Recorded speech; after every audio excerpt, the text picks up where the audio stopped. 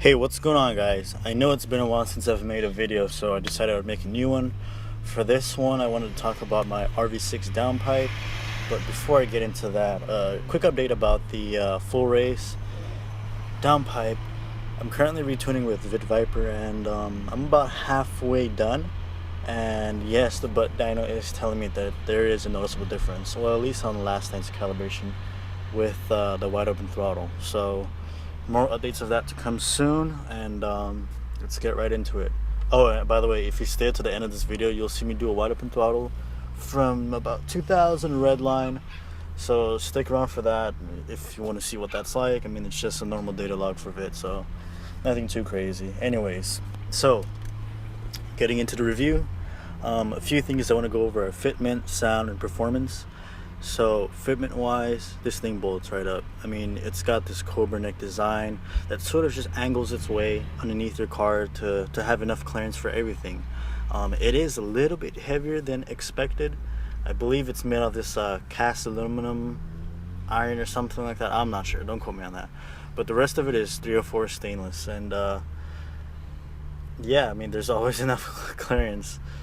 Unlike the full race, with when you try to install the second or two sensor, like this one is easy applied and there's no hassle.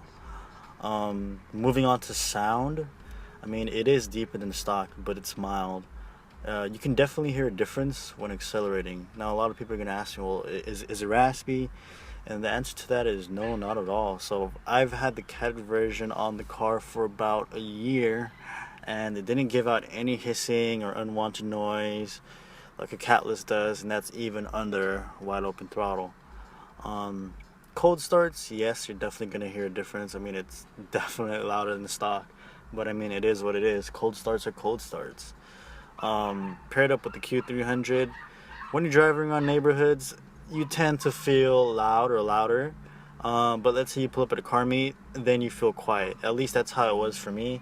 For some people that might be different, but that's just my 2 cents about sound. And moving on to performance, so I first had it E-tuned along with the Q300, and everything else in the car was stock, and by doing so, it definitely gives more power. I mean, you can feel it throughout the whole RPM band.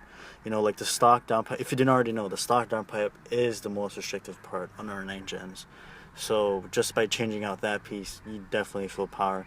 And the gains are made throughout the whole RPM band. It's not just, oh, top end, or no, it's throughout the whole thing. But you tend to see more at top end because, you know, VTEC. So some people would ask, like, okay, like, why would someone get an RV6 downpipe when 3-inch makes more power?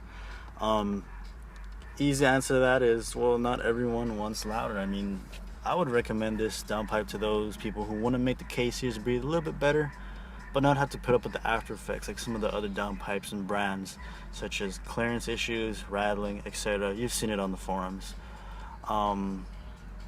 So, quick little recap. RV6 downpipe, super great fitment. It's heavier than normal. It's heavier than the 3-inch Skunk 2 full race catless that I just installed. It's mild sounding. It's great if you want to go faster but not be as loud. And all in all, for max gains, just get a 3-inch downpipe. I've had this one catted, so yeah. So guys, if at any point in time you enjoyed this video, please give me a like, thumbs up, share, rate, comment, subscribe, all that good stuff.